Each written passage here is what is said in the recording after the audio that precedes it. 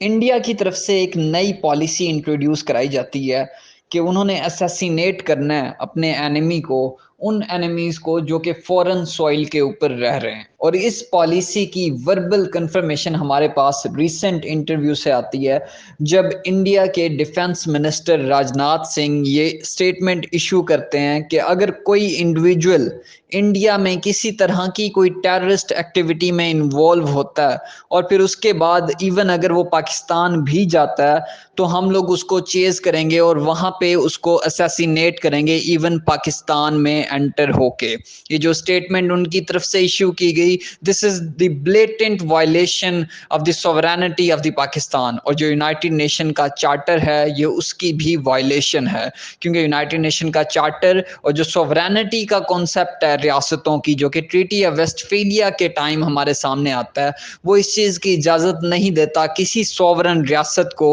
کہ وہ کسی دوسری سوورن ریاست کی سوورینٹی کو وائلیٹ کرے۔ لیکن یہ جو پالیسی ہے انڈیا کی، یہ ایسا نہیں ہے کہ صرف پاکستان میں ہمیں دکھائی دے رہی ہے، یہ ایک گلوبل پالیسی ہے۔ یہی وجہ ہے کہ ہماری جو اسپوک پرسن ہے فارن آفس کی، ممتاز زہرا بلوچ،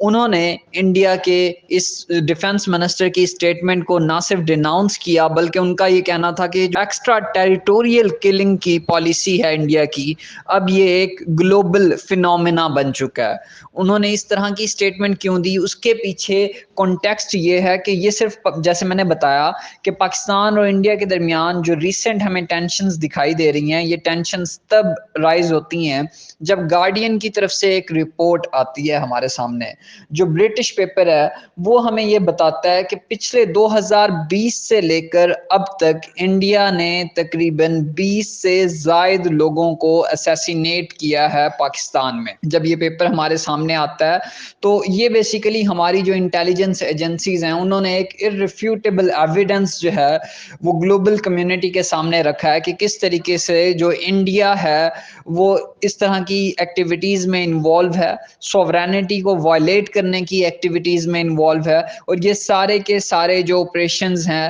یہ انڈیا کی ملٹری کی طرف سے اور انڈیا کی انٹیلیجنس ایجنسیز کی طرف سے کیے جاتے ہیں۔ اسی طرح کی پالیسی ہمارے سامنے تب بھی آتی ہے جب 2023 میں انڈیا اور کینیڈا کے درمیان ٹینشنز رائز ہو جاتی ہیں، جب ہردیپ سنگھ نجر جو کہ ایک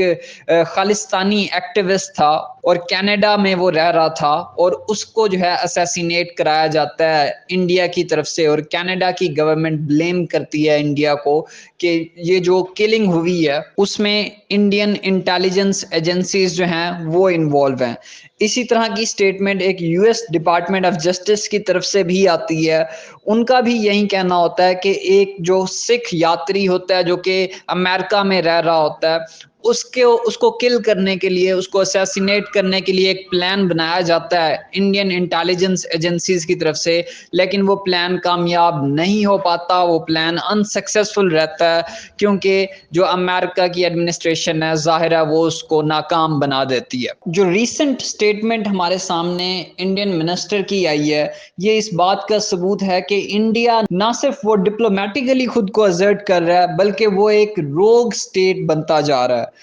کیونکہ اس کو لگتا ہے کہ وہ اس کی جو اکنامک مائٹ ہے، اس کی جو گلوبل مارکیٹ ہے، یہی ریزن ہے کہ اس کو کسی بھی طرح کے کویسچنز کو آنسر نہیں کرنا پڑے گا۔ گلوبل کمیونٹی کے جو نارمز اینڈ پرنسپلز ہیں، جو انٹرنیشنل لا ہے، اس کو وہ وائلیٹ کر رہا ہے، اور اس کی یہ ریزن بھی ہو سکتی ہے کیونکہ 19 اپریل کو الیکشنز ہونے والے ہیں، تو ایک ریزن یہ بھی ہو سکتی ہے کہ انڈیا ہمیشہ اس طرح کے ٹیکٹکس یوز کرتا ہے اپنے ووٹرز کو موبلائز کرنے کے لیے،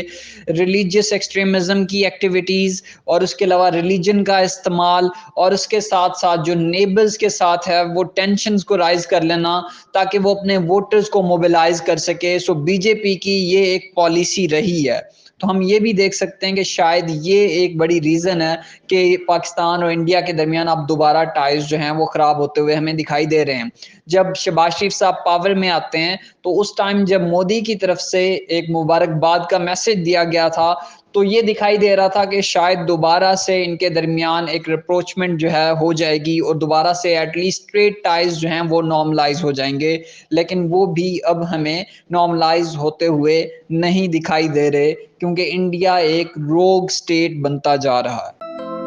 مزید ایسی ویڈیوز دیکھنے کے لیے ہمارے چینل کو سبسکرائب کریں اور بیل آئیکن کو دبانا نہ بھولیں۔